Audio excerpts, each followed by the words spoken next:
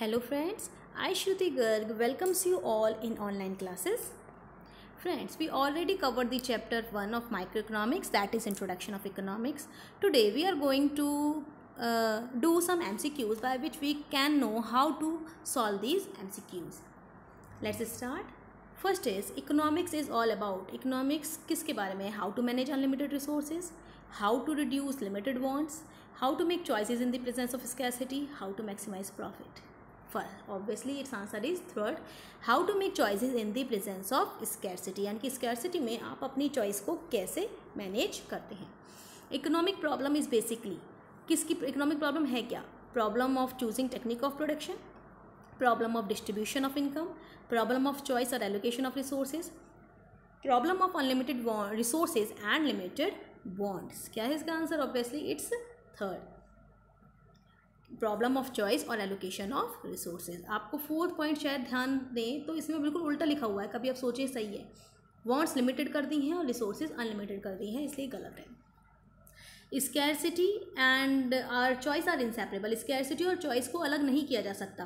Consumer level पर, producer level पर, या नेशनल लेवल पर, या all of the above. Obviously हम कहीं भी अलग नहीं कर सकते क्योंकि स्कैरसिटी हर जगह है और जहाँ स्कैरसिटी होगी वहाँ चॉइस आएगी ही आएगी. तो it's answer is fourth.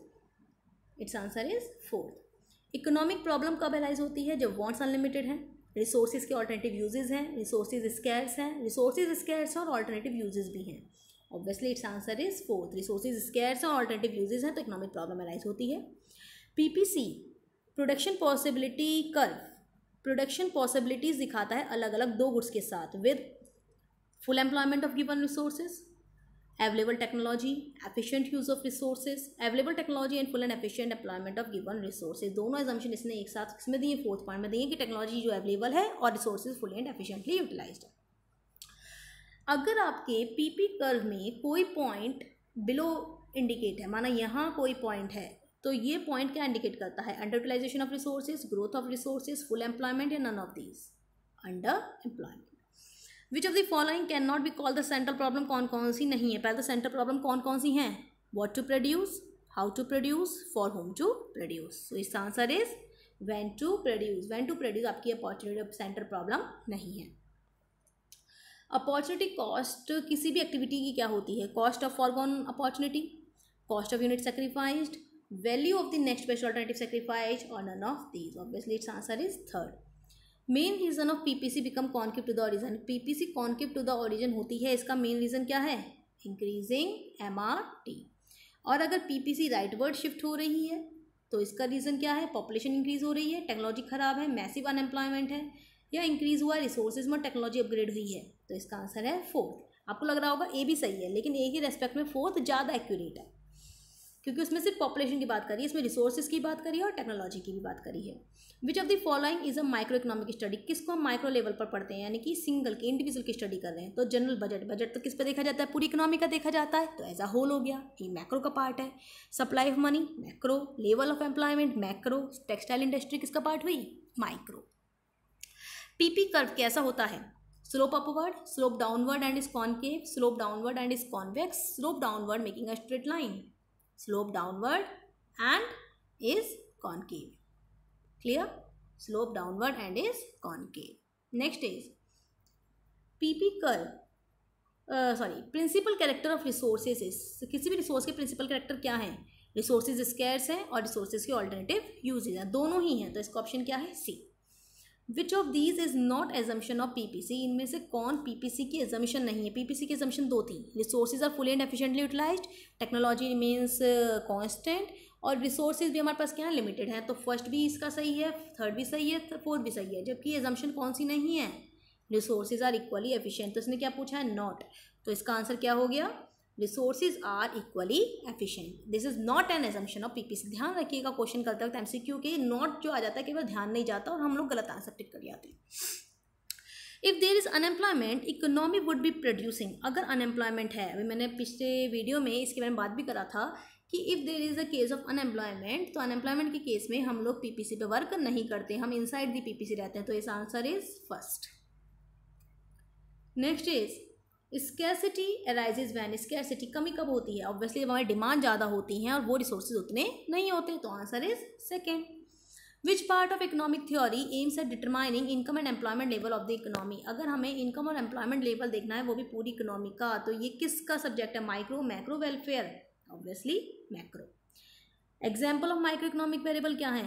National income, wholesale price index, market demand, aggregate demand. देखिए नेशनल इनकम तो मैक्रो का है, होलसेल प्राइस है तो वो भी मैक्रो का हो गया, एग्रीगेट डिमांड भी मैक्रो का होता है, तो क्या बचा? मार्केट। एमआरटी कांस्टेंट है, अगर एमआरटी कांस्टेंट है तो पीपी कर्व कैसी होगी? तो ध्यान करते हैं, हमने कहा था कि अगर हमारी एमआरटी इंक्रीजिंग होती है तो पीपीसी कॉन्केव होती है, अगर एमआरटी डिक्रीजिंग होती है तो कॉन्वेक्स होती है, और अगर एमआरटी कांस्टेंट होती है तो पीपीसी क्या होती है? स्ट्रेट लाइन होती है। तो इसमें क्या पूछा है? कांस्टेंट, तो पीपीसी कैसी होगी? Straight line. Opportunity cost of 500 kg of wheat produced on a price of land which can produce on a piece of land which can produce on 400 kg of rice। यानी कि एक ज़मीन जिस पर हम 500 kg उगा रहे हैं वीट के, उसी ज़मीन पर हम 400 kg उगा सकते हैं राइस की। तो अपॉर्चुनिटी कॉस्ट क्या होगी? पूरी की पूरी 400 kg ऑफ राइस। क्लियर?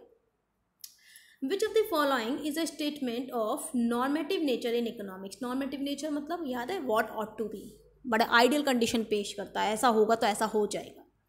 तो economics is a study of choice alternative. Government should be concerned with how to reduce unemployment.